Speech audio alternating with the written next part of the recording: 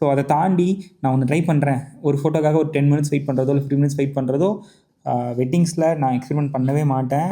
And என் டீமுக்கும் நான் சொல்லுவேன், எதுவுமே புதுசாக ட்ரை பண்ணாது. இவங்களுக்கு நான் என்ன ஒர்க் பண்ண போகிறேன் அப்படின்றத அவங்க என்னை புக் பண்ணதுமே ஸ்டார்ட் பண்ண ஆரம்பிச்சிருவேன்.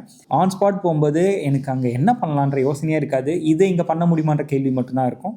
அப்படி அது இருந்துச்சுன்னா நாங்கள் ஈஸியாக அந்த ஷார்ட்டை ஷூட் பண்ணிவிட்டு ஸோ அதை தாண்டி நான் ஒன்று ட்ரை பண்ணுறேன், ஒரு ஃபோட்டோக்காக ஒரு 10 மினிட்ஸ் வெயிட் பண்ணுறதோ இல்லை 15 மினிட்ஸ் வெயிட் பண்ணுறதோ it's not my league. I shoot ஒரு 20 மினிட்ஸ் இருந்துச்சுன்னா என்னுடைய கப்புள் ஷூட் முடிஞ்சிடும். அந்த விஷன் கிளியராக இல்லாத வரைக்கும் நீ எக்ஸ்பெரிமெண்ட் பண்ணவே கூடாது, unless you know how to shoot it and how to execute it. 6 o'clock ஈவெண்ட்னா ஒரு 5:20 5:30 அப்படின்ட்டு. ஸோ இந்த இடத்துல நான் எக்ஸ்பெரிமெண்ட் பண்ண ஆரம்பிச்சிருந்தேன் அப்படின்னா மேபி ஒரு ஃபோட்டோ 2 ஃபோட்டோ கிடச்சிருக்குமா.